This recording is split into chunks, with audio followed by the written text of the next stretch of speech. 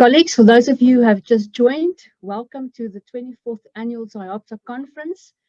And it is my extreme great honor to welcome our opening keynote speaker, Dr. Sooliman, whose title of his keynote is going to be Active Citizenry, the Door to South African Success. And those of you who attended the opening words will actually now understand what's the link between the two. It's actually a calling of action. And what does it mean to be an active citizen? Dr. Sooliman, you actually don't need any introduction. We all know who you are. We all want you to be our next president, but I also know what you said. You said that you are much more capable of doing what you need to do it in your own capacity.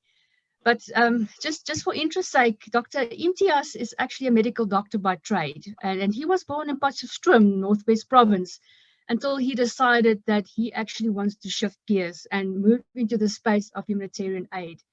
And this is actually in this space where I've heard about Dr. Sooliman for the first time.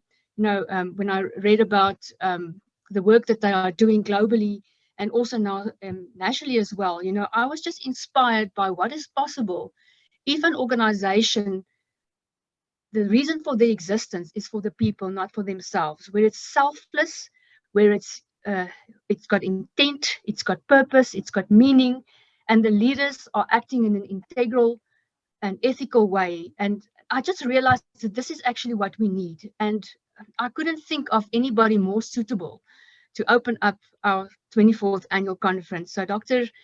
Sooliman, we are looking forward to hear your wisdom as you just share your story.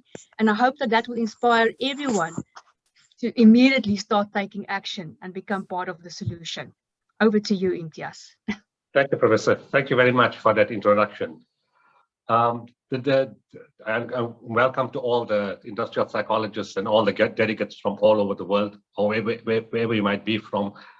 I'll give the talk in various, although it's active citizenry, you know, the door to South Africa's success, it is important that the delegates understand the basis of gift of the givers. The basis is purely spiritual. I didn't get up one morning and said, okay, I think I should form an organization, get some founding members, write up a constitution, so write out a few principles and say, this is what we're going to do. It never was my intention, or never the thought never came to me to form an organization. Yes, I was involved in social work and relief work before Gift of the Givers. I was involved in a lot of activities, but never did I decide to form an organization. To my mind, there was already a lot of organizations, but this was something spiritual. I was through, and the spiritual connection started in 1986, in a way, 1985, sorry, in a way. When I finished internship, I wanted to do internal medicine to study, but there was no post. I couldn't study any further. So I was forced to go into private practice, which I didn't want to do, and I did. I went to Maritzburg in January 1986. I was in Durban. At that same week that I arrived in Maritzburg, my butcher comes to me and says there's a man from Pretoria, an Afrikaner guy.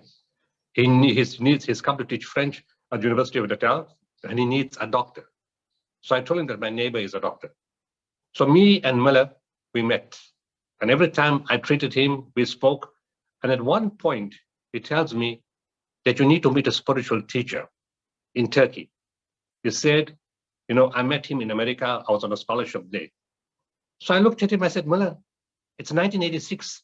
I still haven't seen Cape Town. When am I going to see Turkey? So he said something very profound. And the messages that I give is important to apply it in your own lives. Whatever I say, apply it in your own lives. The inference is there. He said, what God wills happens. There's a time and a place. And that time and place happened in 91. It's a long story. I was involved in other missions before Gift of the Givers and landed up in Turkey. I walked into the spiritual place, saw the spiritual teacher, made eye contact with him, and fell in love with somebody I don't even know. At that point, I said to myself, I would like to come back here.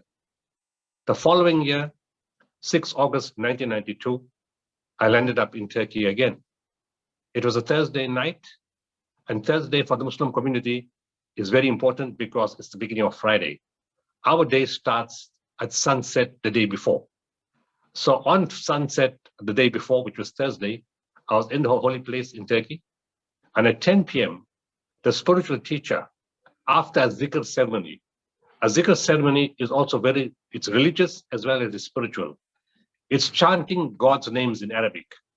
Now, from all other scriptures, we will say, God, the one and only, kind, compassionate, merciful, cherisher, nourisher, sustainer, all-seeing, all-wise, all-knowing, and a lot. So the words were chanted, and at 10 p.m., the spiritual teacher, sitting in the corner of the room, makes eye contact with me and makes eye contact heavenwards. And then he says in fluent Turkish, and I don't speak a word of Turkish, but I understood every single word that he said in Turkish. He said, my son, I am not asking you. I'm instructing you to form an organization. The name in Arabic will be Waqful Waqifin. Translated, it means gift of the givers. You will serve all people of all races, all religions, all colors, all classes, all cultures, of any geographical location and of any political affiliation. But you will serve them unconditionally. You will expect nothing in return, not even a thank you. In fact, in what you're going to be doing for the rest of your life, expect to get a kick up your back.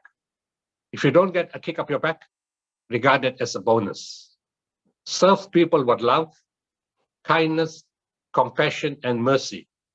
And remember, the dignity of man is foremost. So if someone is down in the ground, don't push them down further.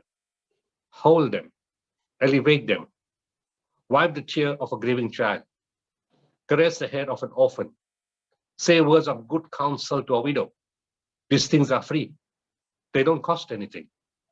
Clothe the naked, feed the hungry, provide water to the thirsty.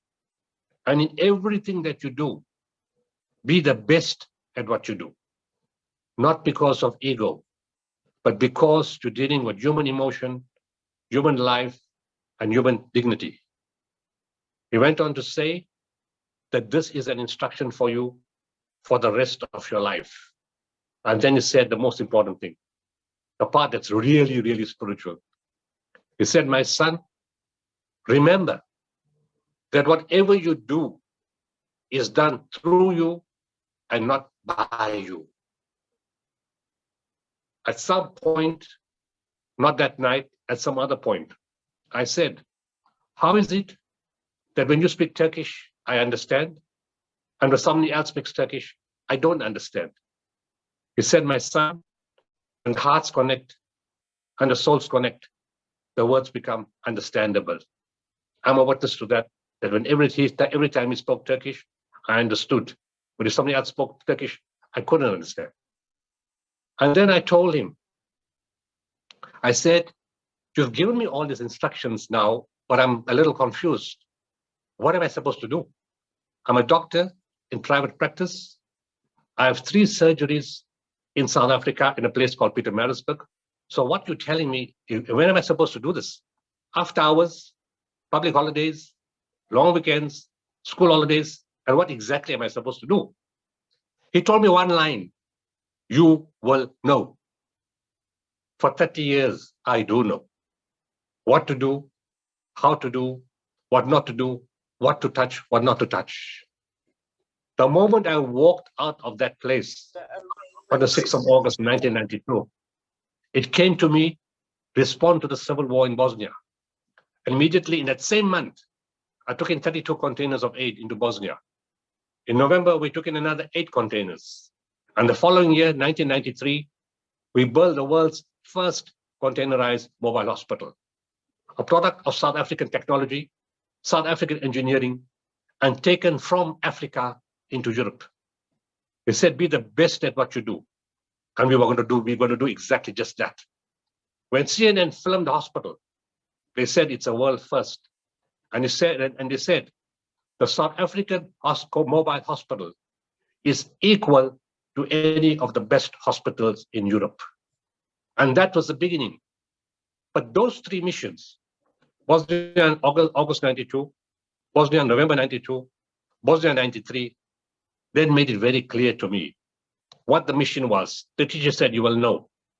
I then knew that Gift of the Givers, its essence, was going to be a disaster response agency, locally, on the continent, and internationally. And whatever else comes is built around disasters. Our bread and butter, our specialty, our focus, our core focus is disasters. But we have the skill to do many other things. In effect, over the last 30 years, we have developed 21 categories of projects. Not 21 projects, 21 different categories of projects. And each project category has many other projects underneath. And over the years, as we went along, it was in the beginning, it was only food, tents, blankets, and medicines. By 2004, the new evolution came, the new development. 26 December 2004, the tsunami hit many countries in the Pacific Ocean, in the South Pacific area, Indian Ocean area. It was Sri Lanka, India, Myanmar, Thailand, and many other countries in the area. And one of the countries that was affected was in Africa. It was the northeast of Somalia, a place called Harfoot. And we said, as Africans, if we don't respond to an African continent, don't expect anybody else to do that for you. So very difficult logistics. We landed up in Harfoot. I'm not going to discuss the whole details of the logistics. I'm just giving you principles. We got to Harfoot, and for the first time, we had our own team. We had a primary healthcare team. This was development of Gift of the Givers. From tents, blankets, food, medicines, bottled water, we now had an addition, primary healthcare medical teams. It was time for people to upskill, to intervene, to respond, to get experience. 8 months later, in August 2005, there was a huge famine in Niger. Thousands of children were dying because of the famine. Drought and the locusts came and ate the balance of the crops. And children were dying in the numbers, and there wasn't enough medical care. We responded again. And when we went again, we went to the primary healthcare team. And what was amazing, again, there's a very spiritual message in this mission, a message that we learned. In every message team that we go to, we don't give, we receive. In this world, when you help others, you actually receive, you're not giving. It's another very spiritual component to bear in mind. In your work that you do, when you help people, understand when you're helping somebody, your soul gets enriched. You can't do that any other way. So when we landed there, we called and we made an announcement, and all the community came for medical care. But we were only 7 or 8 medical doctors. And we looked at the thousands of people, and we said, how are we going to deal with this? And the other thing that was very, very strange is no adult male came for treatment. There was famine, there was hunger, there was disease, there was no medical care, but no adult male came. No mother who brought a child asked for their own treatment. No teenager, no children over the age of 5 didn't come. I couldn't understand that. And then when we went in the queues, in the crowds, and we looked at all the people and we realized this is not going to work. So we started triaging. I went to a mother, I looked at the child on the back, and I did this.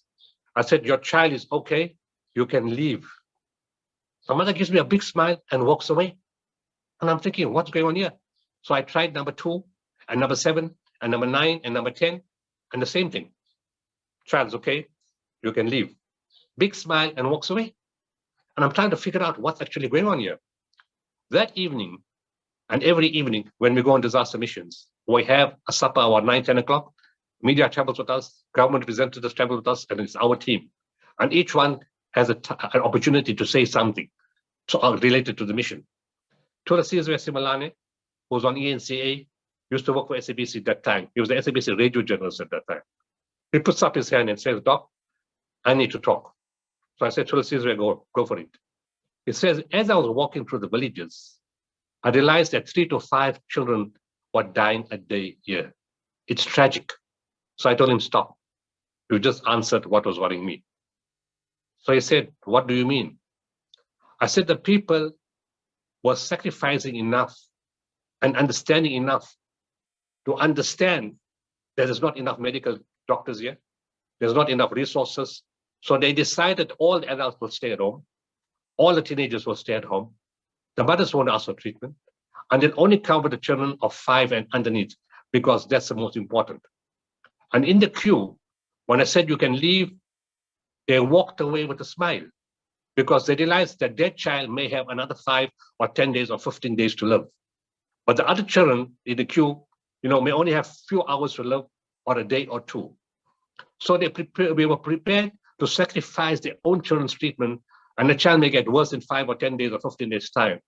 But to them, it was more important to allow the medical team to work with those kids who are more sick. It was a supreme sacrifice to pay, because there's no guarantee there's another medical team coming in 5 or 10 or 15 days. There's no guarantee your child will pull through if something gets worse in the child. There's no guarantee any medication and support will come. But they made the ultimate sacrifice, the sacrifice of allowing somebody else's child to live. And that's why they walked out of a queue. Now, if that is not spiritual, what is?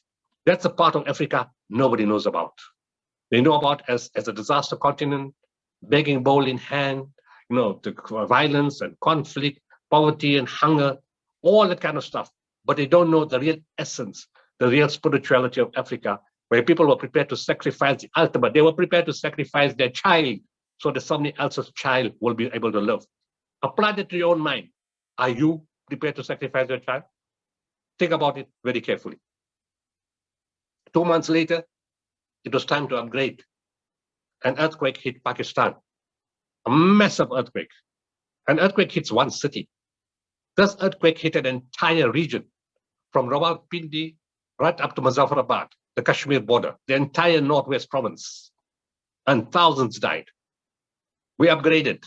We now had primary healthcare, trauma intervention with surgeons, orthopedic surgeons, general surgeons, gynecologists, theater nurses, ICU, post-op rehab specialists, and we went to Pakistan.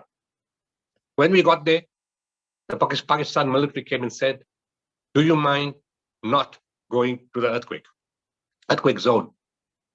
So I said, that's fine. Which hospital are you giving me? So the military general said, you understand? I said, I understand clearly. So he said, we will give you the cantonment hospital of Rawalpindi. The teams asked, what is the meaning of this? Why did you come here if you can't go to the earthquake? I said, read between the lines. The man is telling you that everything in the mountain is destroyed. Everything is gone. There's no hospitals, no equipment, no medical personnel. The destruction is too huge. We won't be very effective there. But we will be very effective in treating the survivors in a hospital. And that's why I asked for the hospital. So they understood. But we said, we need to go to the mountains to save those who are still walking around. Do you have helicopters? And he says, no, we don't have helicopters. All our helicopters are on urgent missions. And I could understand that. In disaster intervention, and in everything that you do, you've got to think on your feet. You can't sit there all crying and say, oh, it can't be done.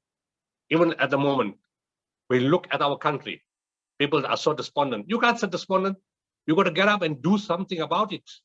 So I looked around in the airport and I saw, oh, American Army, American Air Force. Let me go and speak to these people. So I go to the American Navy and I see a big black guy.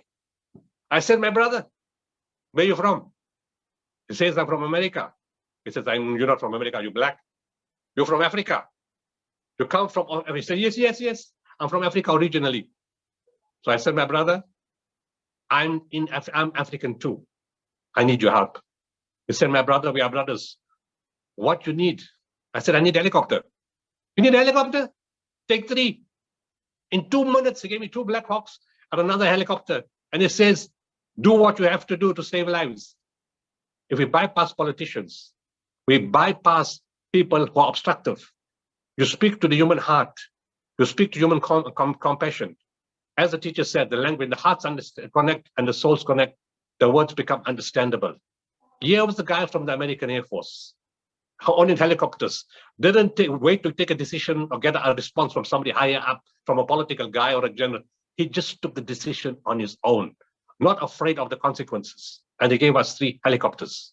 How many of us are brave enough to take the decisions that can make a difference to the lives of other people? My teams went to the mountain. And other teams went to the cantonment hospital of Rawalpindi. As we walked into the hospital, we got the stench of gangrene, the stench of death. We walked in, there was not enough nursing staff, not enough doctors, not enough disinfectant. Children were lying on the trestles, on the stretchers, no drips, no medication, nobody to see to them. And I called the general from the army. And I said, what is this? Is this an organized killing field? He said, what do you mean? I said, look at this. The CEO of the hospital came and he said, sorry, General, don't you know we're decommissioning this hospital, we're shutting it down. I said, you guys are crazy. In an earthquake time, how can you shut a hospital down? So he said, what must we do? I said, I'll give you a shopping list. And you give me the shopping list, I'll show you what can be done. They said, fine. Military took a decision in 1 minute, not normal.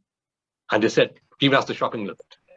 In the meantime, whilst we were there, agencies or NGOs from northern countries walked past the hospital. And they looked at us and they were confused. They said, a white guy with African accent, white guy with English accent, Muslim guy, Hindu guy, black guy. Where you guys from? We said, we're from South Africa. Oh, Africa. What did you come here for? Did you come to fetch something? You guys are always asking for things. You guys always want things for free. You guys always come with a begging bowl. What have you come for? I told him, my friend, you will eat your words.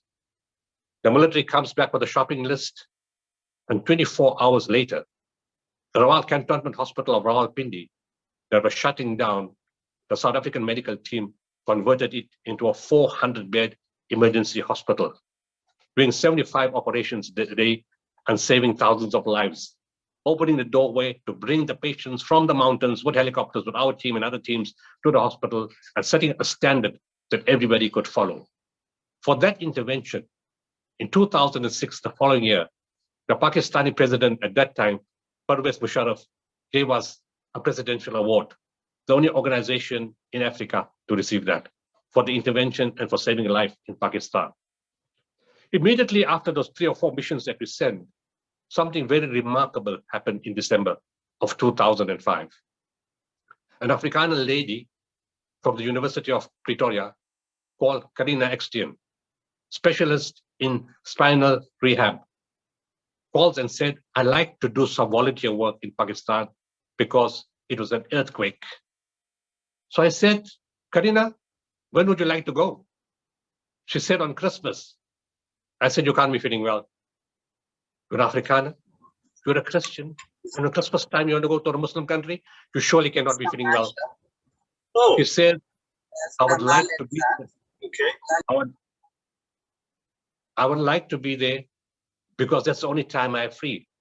That's the only time I can volunteer, and I like to go. So she goes. And when she starts, people who couldn't walk, she makes them walk. This is breaking tradition, going across culture, race and religion, not allowing those boxes to block us. This is pure humanity, a lesson that this country seriously needs to learn.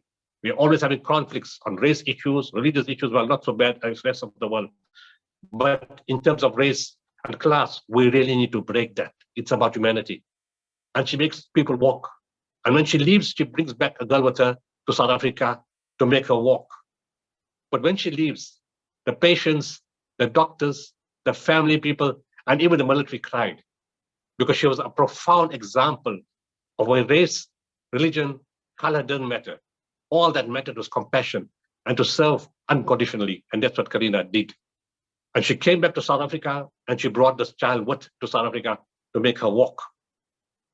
On the 30th of September, I spoke at an event in Durban. It was the first event, in person after COVID. And when I finished speak, when I went and sat at my table, the lady on the other side of the table tells me, I just gave Karina a call. So I said, do you know Karina? She said, that child that you spoke about in the front lived in my house. What's the chances of that happening in 2021, 16 years later? This is all spiritual. After the Pakistan mission, I said, we need to add on trauma counselors. And when we intervened in Gaza in 2009, we took in trauma counselors.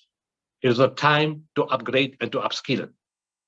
And then we said, now the thing that's really missing in our whole mission is specialized search and rescue equipment and in search and rescue teams.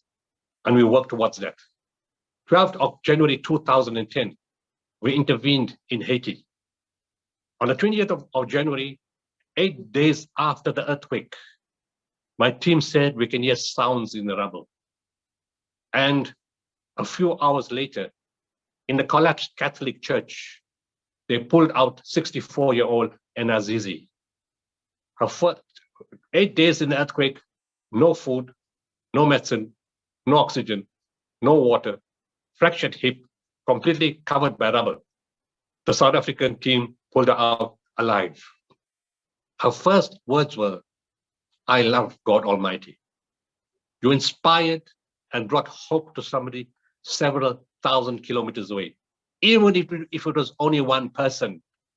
All teaching tells us that he who saved one life saved the whole of mankind.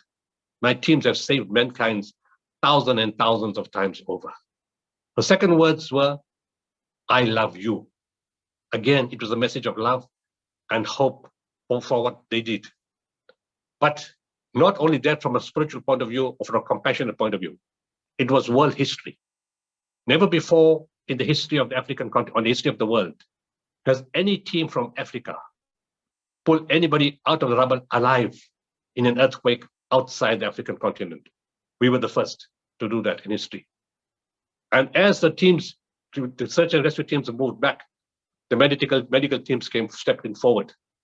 And they said, "We are here to serve." Again, organizations from the northern country. But this time they said, "This can't be done. It's too complicated. Everyone is destroyed." And they said, "Leave it to us." The South African team stepped forward and said, "Leave it to us. We can do this." The orthopedic surgeon, Johnny De Beer, asked for a drill, and somebody brought him a Black & Decker. And what his words were? "The Boermaka plan." And our teams got together and they started functioning in their disaster zone. To the credit of the Northern Country NGOs, they told everybody in the city that if you want help and you want healing and you want to live, then go to the dream team. And the dream team is from South Africa. We have a great country, great institutions. We need to believe in ourselves. And we need to stand up together to fix what's messed up. It's not insurmountable. It can be done. That's all what active citizenry is all about. And I'm coming to you on that matter.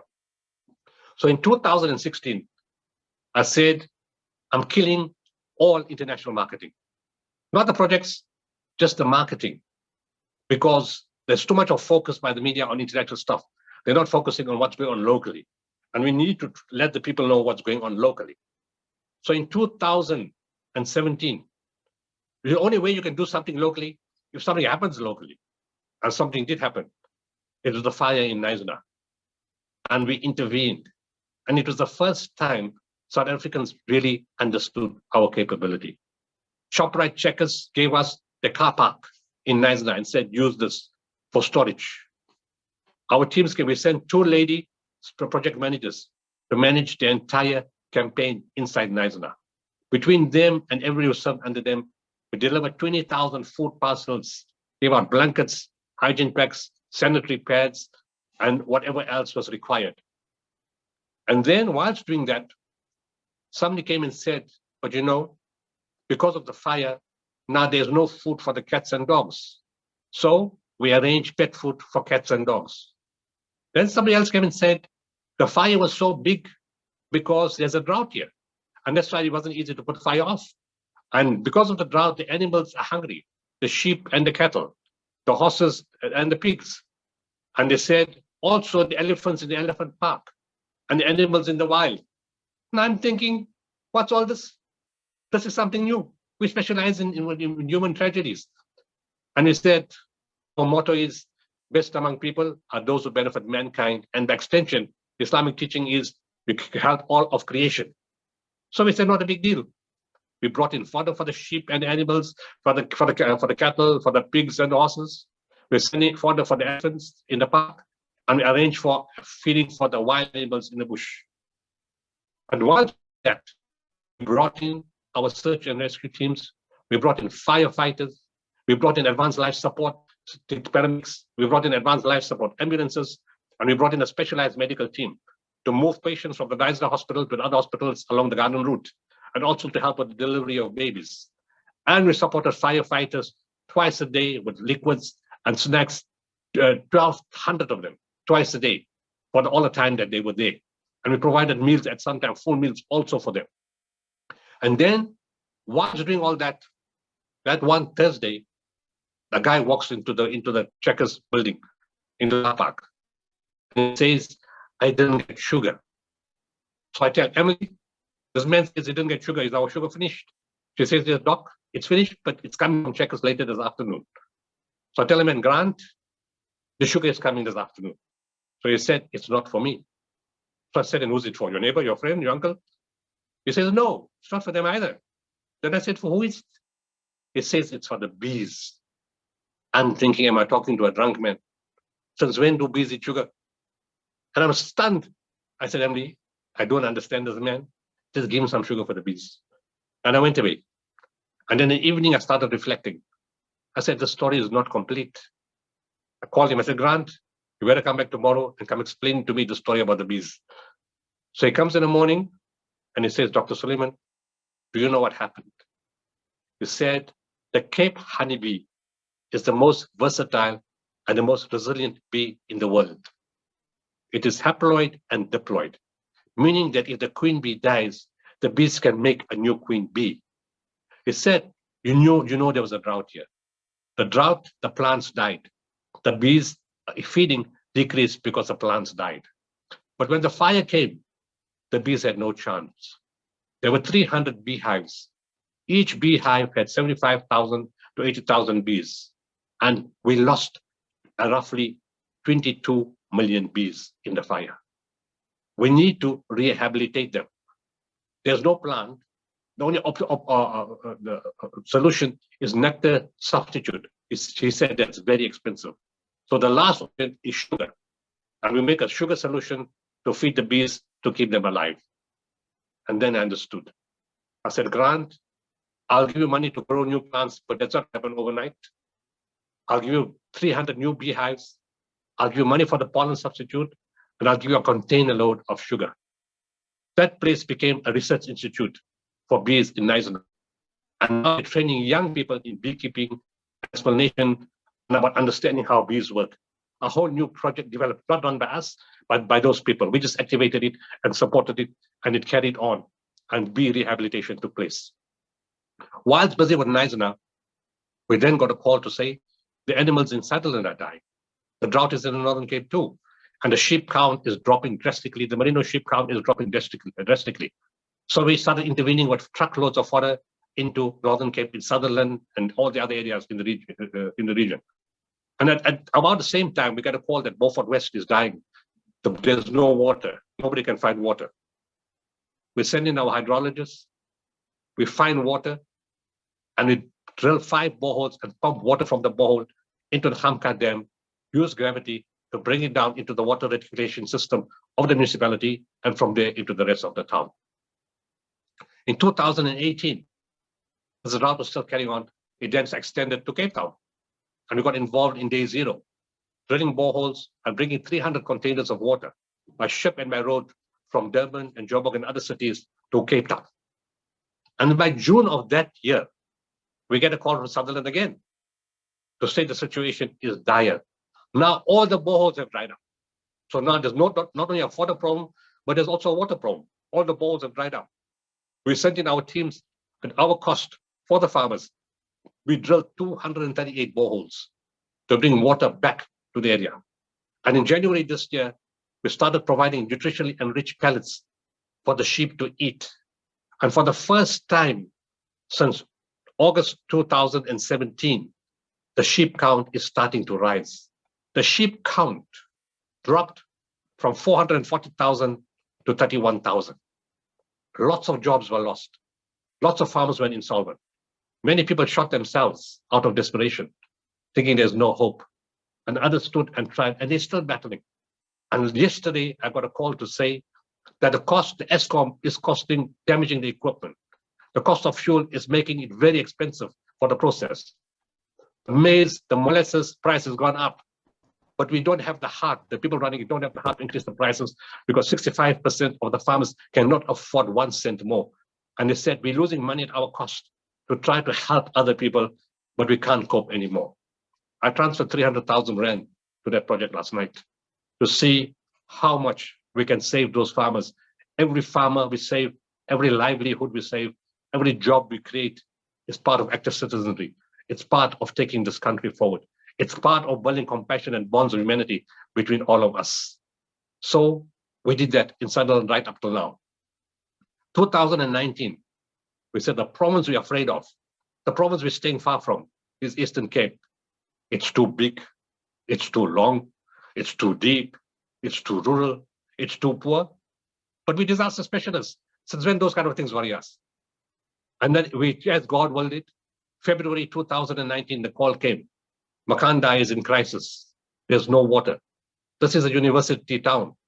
The town survival is on people who come there, tourists, university students. It's a university town. If there's no university and no tourists and no conferences, the entire town collapses. We went in and we drilled 15 boreholes, to try, including 3 in the university, in schools, in the SAPS, in the SPCA, and we put in 7 at Wainak, at the water treatment plant, and started pumping water from the boreholes into the treatment plant directly. It's not saved yet, but it's surviving. And then in 2020 came the big challenge, COVID. Now to get into our government hospital is an impossibility. I've always been telling my medical teams, we are so efficient and so effective in saving lives outside the country. We need to have programs inside the country, inside the hospitals. And they all gave me that blank look. Our hospitals, to get in there, it's a nightmare. You can't serve, you can't come in, you can't offer extra time, you can't donate, you can't do anything else. It's a very complicated bureaucratic system that keeps everybody out. I'm not saying it was the blessing, but COVID came. We got involved in 210 hospitals nationwide. We just started delivering. We set up our own testing teams. We had 10 testing teams and mobile teams. We brought in PPEs when we realized the whole world's going to run short. We already had it by the end of the first week. We set up tents, 37 tents at a cost of 3 million in a month for triage, because we knew in very critical areas, they're not going to allow the patients to go into the hospital. They're going to leave them outside to triage before they take them inside, and they're going to need tents. And we started delivering, we provided scrubs, 12,000 scrubs we manufactured, and we started delivering that. And we didn't ask for any permission, no MOU, no letter of request. We just started delivering. And then suddenly one guy got very clever from Gauteng Health. And he called and he said, you're giving Chris Hani, you're giving Shadat Bekeke, you're giving Rahima Musa, Alan Joseph, you're going to George Bukhari and all these places. We don't have an MOU. We don't have a letter in writing. I said, my friend, do you understand what is a disaster? This is a disaster situation. Do you want it? Yes or no? He thought for 10 seconds and he said, go ahead. Don't worry about the paperwork. This is a disaster. I agree with you. And from that day onwards, nobody interfered with us, and we delivered in 210 hospitals nationwide. We started putting balls in the hospital. We started with infrastructure upgrades. We paid for paramedics and staff to support hospitals. We brought in beds and curtains and set up specialized COVID wards and COVID facilities. We brought in high-flow nasal oxygen machines, video laryngoscopes, surgical gowns, and eventually government manufactured CPAP machines. And we delivered 3,000 of those oxygen devices to various parts of South Africa.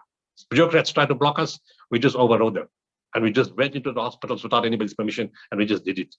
Because the hospital doesn't belong to the government. It belongs to every South African citizen. This country doesn't belong to the government.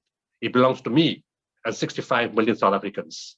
And when we own the country, we take responsibility for it, and we fix it ourselves. Nobody's going to stop us to do what we have to do to save the lives of our own people and to help our own people.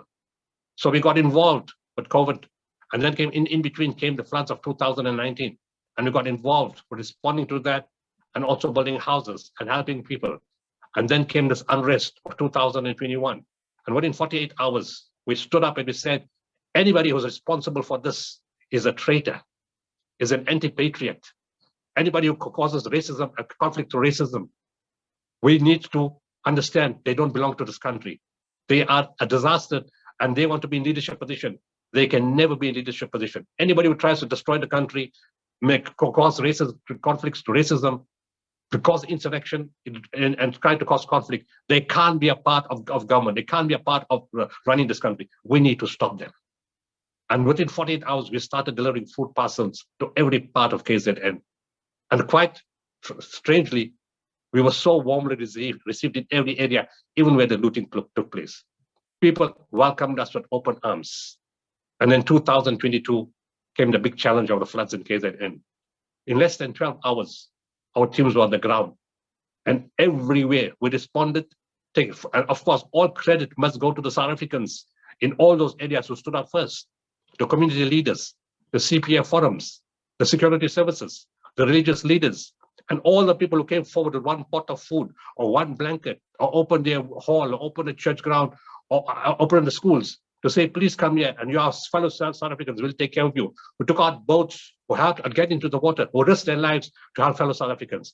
Those are the real heroes of South Africa of the KZN floods. All those communities in all those different areas who did what they had to do. And to them, it was purely human instinct to do that. Oh, yes. Oh, no. And then as they went forward, they said, okay, now we need support. We brought in items to provide food to hot meals, bulk food, blankets, mattresses, sanitary pads, diapers, all that, body soap, just because in a community hall setting, it's very embarrassing if you have menstrual bleeding and you don't have pads. If your baby makes a mess and you don't have a diaper, it's humiliating to you. So it's very important, you guys are psychologists, to take care of that kind of element inside in a situation like that. And we brought it. And then those who could go home, we gave them food parcels. We rolled out thousands of food parcels. And then we got distracted. It resulted, there was a requirement for water. Hospital King Prince Mashini, King Wentworth Hospital, Mahatma Gandhi Hospital, other clinics started calling for water. And we said, now what happened? The water had shut down. The treatment plants had broken. And now, instead of delivering all the food parcels and support for the facilities, we started getting involved in delivering bottled water to different areas. The manufacturers were out of bottled water. It was Easter weekend. Nobody expected it.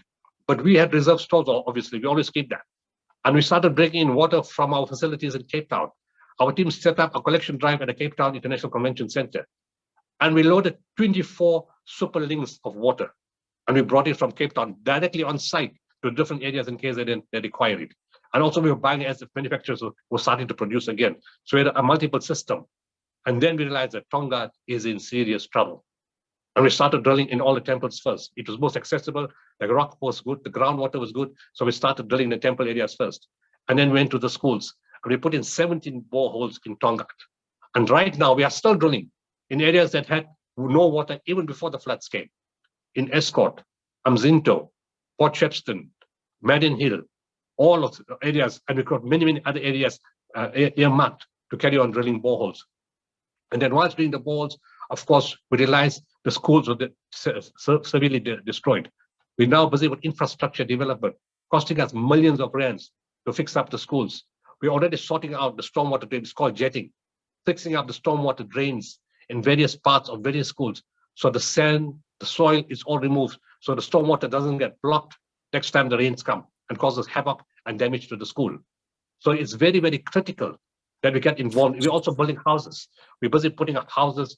We're fixing up houses, and we're even getting called to help repair the hospitals. We're going to probably look at it at some point. And then a lot of schools came to us and said, our kids don't have food parcels, they don't have uniforms, and they don't have stationery.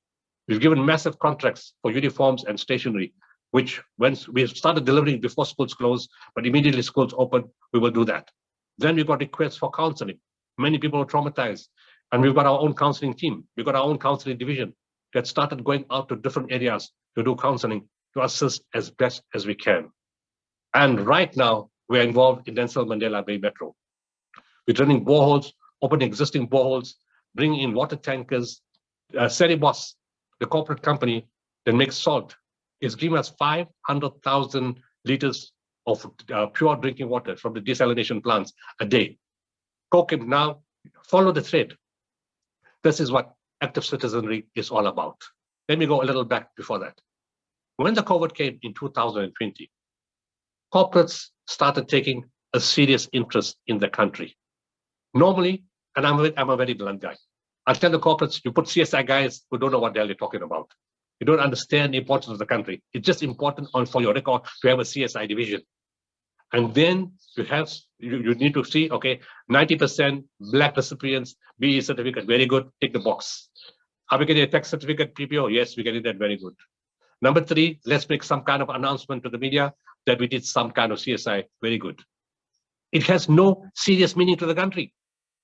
What is effective and decisive? And then the CEOs came, and to their credit, there suddenly was a change in mindset. And they said, what can we do as a company? Don't worry about BE points. Don't worry about tax certificate. Don't worry about media coverage. We have a country to save. We have people dying in COVID. What do we do as the CEOs of the company? How much do you want? And they started coming forward to try and help in the best way possible. And they came in their hundreds. 1 or 2 could say that, but everybody had the same mindset change. We are corporates. We now understand the suffering of poor people and other people. This is our country. We want to save it. And they came forward strongly to do that. They wanted the staff to get involved, but we couldn't get the staff involved with COVID. It's too dangerous because only our teams do that. But there was a willingness to do assistance. Then came the unrest. Those companies who lost big money, whose premises were burnt, were called first. They didn't say, why should we help our country? Let's leave and go. They came forward first and said, how can we help? How can we rebuild the country? What are the problems? How can we address bring about redress and deal with the problems? Let's get involved. All about active citizenry. And then came now in the floods on the 11th of April. When the floods came, I was expecting calls from all different people saying we're stressed, we're in difficulty, we need to be saved, we have a problem, can you come to us? I didn't get a single call like that. Every call that we got up till midnight on the 11th of April was from corporates. And they said, how can we help? I said, you guys normally talk about how to make money. And after hours, how to help is not in your vocabulary. And they said, no, we want to help our country. Just tell us what you need. They put their money where their mouth is. And corporates have come forward, what COVID, what the unrest, what the KZN floods, and beyond that. There's a mind shift change in our country where people really want to help our country and do things for us. So the CEO of Seribos came forward and said, look, I don't know, but I don't trust anybody. But you guys, I'll give the water to. 500,000 liters of water a day we'll give you. But we needed water tankers. We need big water tankers, and nobody's got that. So Coke steps in and said, we'll give you a 35,000 liter water tanker. And they gave us a second one this week, and they gave us a third one next week. And the company in Cape Town said, there's 2 water tankers here. They're not as big as that, but we're not using them. You may have them. You can take it for you permanently. And we're hoping to have those water tankers on the ground next week. And we also then took our own water tankers from the other areas that we serve in the Eastern Cape and brought them to serve in Nelson Mandela Bay Metro. Then I said, we got to work with government. I know everybody's angry with government. Everybody says they're corrupt. Everybody says they're inefficient. But there's no such rule as everything and everybody. Government is a word. It's made up of people. Every person in government is not bad. Corporates is made up of people. There's criminals in corporate too. There's criminals in the religious sector. There's criminals in the NGO sector. There's criminals in the legal profession, in the medical profession, in the accounting profession. People who are dishonest, who do malpractice, who steal money. It happens everywhere. It doesn't mean the profession is bad. It doesn't mean the profession has, all those professions have principles. They have constitutions. They lay out rules. What is bad are the people that move away from those principles. That's the problem. And so we went to the municipality. In fact, the municipality called us, the Nelson Mandela Bay Metro. The business chamber called us, and the community called us. And we stepped in, and we were warmly received by the municipality. And after we spoke, The engineers said, we'd like to meet with you guys personally. And the next day we had a breakfast with all the engineers in the municipality. And we said, you need to separate the civil servants from the politicians. And we need to work together. And a blueprint has been drafted out. And there's a very rapid progress taking place to try to help Nelson Mandela Bay Metro. I'm not going to give you the details, it's just too much. There's one specific project, the details are too much. But in rounding off, we need to understand that this country belongs to us. This country does not belong to the government. It belongs to 65 million South Africans. To be fair to government, whether it's this government or a government from Europe, Australia, or USA or Canada running this country, they will also battle, because 7 million people, Texas, can't look after 60 million people. And that's why we need so much intervention from us as individuals. Yes, you'll say we pay rates and we pay taxes and we pay VAT and we pay fuel levy and we pay this, that, and that. We pay all that. But even that's not enough to look after our population, where 45% of the active population is unemployed. The COVID pandemic ate up not the health budget, it ate up the government's finances.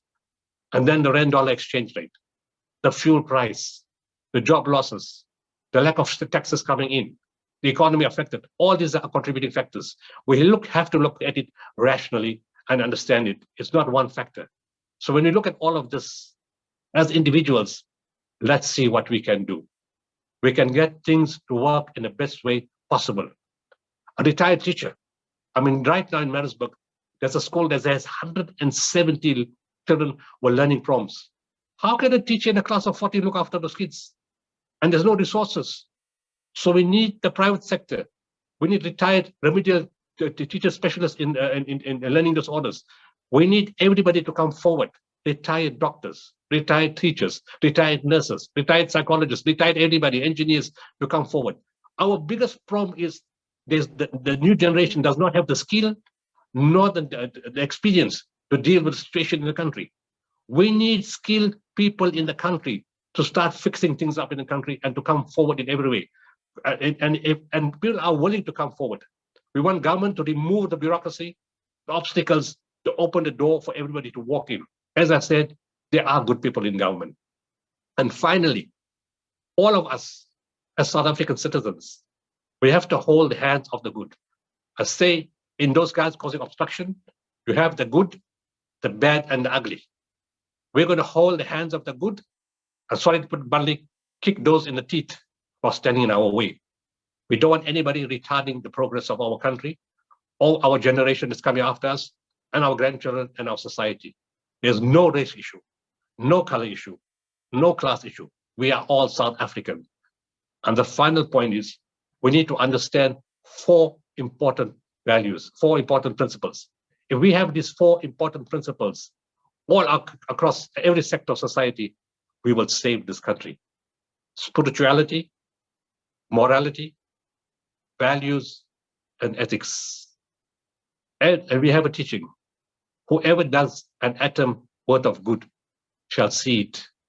Ladies and gentlemen, it's time not to do billions of rands of assistance, but only an atom of good. And 65 million South Africans can do that. Thank you very much. Sure, Dr. Imtiaz, it's one of those moments where I wish we were actually face to face in the same room, because I think it's tangible. Just the emotions that everybody's feeling right now. I think what you have shared here this morning is just a glimpse of all the work that you guys are doing. And it's just showing that, you know, our work cuts across borders, it cuts across disciplines. The need is all around us. We just need to pitch up. We just need to be willing to pitch up and to throw in whatever we can to fix this country, and we need to stand together. You have shared so many pearls of wisdom this morning, and I could probably sing for another hour the praises of the impact that it has had on me, but I really want to open up the floor to our delegates to just also share their thoughts with you, and I couldn't have agreed with you more. We have a fantastic country. Not everything is bad. We have fantastic people here. We have what it takes. It just needs us. That's the only thing that is missing. Thank you. Colleagues, I am throwing it open now to ask Dr. Imtiaz questions or to just comment and to share. We've got roughly about 5-6 minutes left. I'm going to open up the floor now. Thank you. Please raise your hand if you would like to say something. And I don't know if you had the chance to see the chat, Dr. Imtiaz, but there's so many good comments that has come from the chat. I think everybody's deeply touched and they are just willing to and roaring to go. We are asking the question, what can we do? Where must we pitch up? Crystal, I'm so sorry. I have no idea how to raise my hand in this platform. Can I just speak? You can just speak, Natasha. Thank you so much. Dr. Sooliman, sure, there's no words, and I'm sure when you have time, you can just read the comments. What a powerful way to open this important conversation for work psychologists. Somebody made an important point around the trust that you personally, through your organization, have established. The only reason people partner with you, the only reason business and economists will throw money at you to solve these problems is because of pretty much everything you've said in the last just under an hour. And I think I have the answer to how do you establish that trust in what you said in the opening, in terms of your personal purpose, why you do the work and how you come to this work. But when one starts building such a big organization and you have to rely and depend on so many people to do the work, to be trusted, maybe if you can share with us a little bit, how do you establish and maintain that trust level? Thank you very much. My advantage, sorry, your name was? It's Natasha. Natasha, the advantage I have, as I said from the beginning, is spiritual. Everybody doesn't understand that. For example, the teacher said, you will know. We know exactly what to do. We don't look for people. They come to us. It's not a normal way. We put up an advert and say we want people. It just doesn't happen like that. People come to us at the right time, the right person we need. We need a truck driver, and 24 hours later, a truck driver arrives. Last week, a few weeks ago, the Dr. Tim Dijata in Rahima Musa was suspended for speaking up about the chaos in the health system. I said, I need to talk to this guy and 2 other people that I know in the hospital. Without exaggeration, within 5 minutes of me having a thought in my head, all those 3 people called me. And it happens like that all the time. But in our case, people don't come here for the salary. They come here to work because it's a passion. Let's go back to the KZN floods. Now, our teams have been involved 365 days with COVID. They got involved with the civil unrest in July. And then just before, when the April came, we're a Muslim organization. So part of our things that we do is Ramadan preparation. So we were rolling out food parcels and food for breaking fast. But when you give the food for breaking fast, it's for poor communities, not only those who are fasting, even the communities that are not Muslim share that food. We run it out for the whole community. So they were doing that. We were rushing against time, and then the floods came. So my poor guys were exhausted. And the floods hit on the 11th, and that weekend was Easter weekend. So Easter Sunday, we could see the guys were getting burnt out because the roads were complicated. It was difficult to drive. There was debris. Everything was taking long. And so on Easter Sunday, we said, take it easy. You guys shouldn't work today. So after an hour on Sunday morning, they all called back. They said, we can't take it easy. So we said, why? They said, the people are in big need. That's when the water issue came. They're thirsty. There's no water. They're hungry. Sorry, we're canceling, taking off today. And on Easter Sunday, they came back to work. And the teams that worked the whole Easter weekend, they worked on May Day, the public holiday after May Day, 27 April. And up to today, they're still working 7 days a week. And they said, we need to work. So to answer your question, those people, they are seen on the ground. They work Monday to Sunday. And the thing that everybody tells us, anybody can deliver a food parcel. But they tell us it's the dignified way in which your teams operate and which they respond to us and which they bring things to us. I get that messages all the time. So yes, we had some people that don't fit the organization and they left, and I removed some of them. That happens in any normal kind of business. That's just purely physical stuff or how mechanical things work. But from a spiritual point of view, the teacher said, number one, you will never look for money. We as a policy don't have fundraisers. We don't raise money. We don't appoint people to fundraise. The teacher said, people will find you and you will never look for money. It's never happened. And people do look for us, and they do come from local and international. And they said, you will know what to do. So all that's in my favor. Yeah, that's very true. Joanne, Farina, you're welcome to unmute yourself. Thank you. Dr. Sooliman, wow, what a privilege that you are here today. You've been one of the very special people in my heart for many, many years. I've heard your story about how you've gotten involved. I see what you do, and I'm just in absolute awe. And having heard more about how things work for you, your absolute humility, your empathy, your compassion, that you don't even have fundraisers. I mean, this is something incredible. And I just want to say, I want to do work for the Gift of Givers, voluntary work. And can we be in touch? Would that be something that would assist? The whole country want to be our volunteers, unfortunately, right? Or fortunately, which I don't know it is. We don't have volunteers, strange enough. All my staff are paid staff. But while saying that, the type of volunteers we have are the search and rescue, the medical teams, the trauma counselors that go out in disasters. Those are volunteers. I don't need them every day.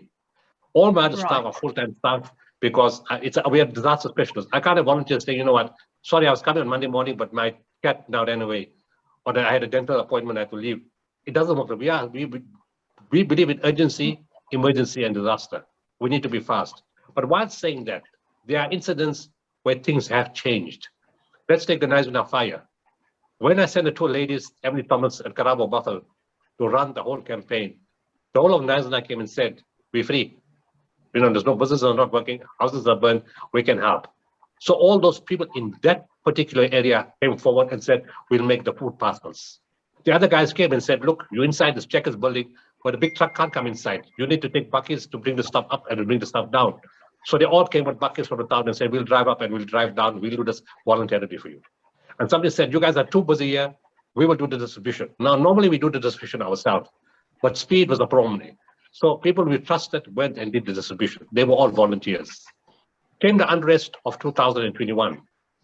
There was no way we were going to fit so many thousands of people with the shops closed to the system that we use. We bring the trucks in, we offload the goods, we make the food parcel, we put it in the truck, we drive to the area, we offload it, and we give it to the people. There'll be mass starvation if we did that. So we changed the system. Because we knew people over the years, 30 years in the business, they called us, they said, look, we know it's too much, and at times against you. We will bring the trucks, we will bring the manpower. Alternatively, you send the trucks and offload the items in bulk. We'll store it, we'll make it, we'll distribute it, we know the areas. So we applied that. So yes, there is a place for volunteers, but in your own area. I can't bring you from Pretoria to Naizuna, it makes no sense. Because in Naizuna, there's a problem, there's thousands of people in Naizuna to help. And in Pretoria, if the township there's a problem, there's no point in bringing guys from Devon to Pretoria. There's already thousands of people there. So in that context, it can work. Fantastic. That makes a lot of sense. Thank you so much for clarifying that. And I'm going to keep a sharp eye on you for anything that happens in Johannesburg. And yes, you can contact me. Professor can give you my number. It's fine. Thank you. Thank you so very much. Thanks, colleagues. I don't see any other hands at the moment, although, you know, there's frequent hundreds of comments in the chat box. But, you know, I think what is important here is that there's a lot that we can do as IOPs in our own sphere, in our own discipline. We don't have to wait for disasters to happen. We can just see, you know, where is the need in our specific area when there is a disaster where we can pitch up and we can deliver a service. I think this is what it's all about. It's not just where we can get involved with the Gift of the Givers Foundation, but, you know, how do we share what we have to make South Africa a better place? I think that is also something that we need to keep in mind. We unfortunately have now run out of time. I just want to ask you to just stay on another few moments. Petrus just want to say something about the signing in and signing out. I have a sense that a lot of us are not reading the messages. But before I hand over to Petrus, Dr. Imtiaz, thank you very much for taking your valuable time to share this most inspirational hour of our lives with us this morning.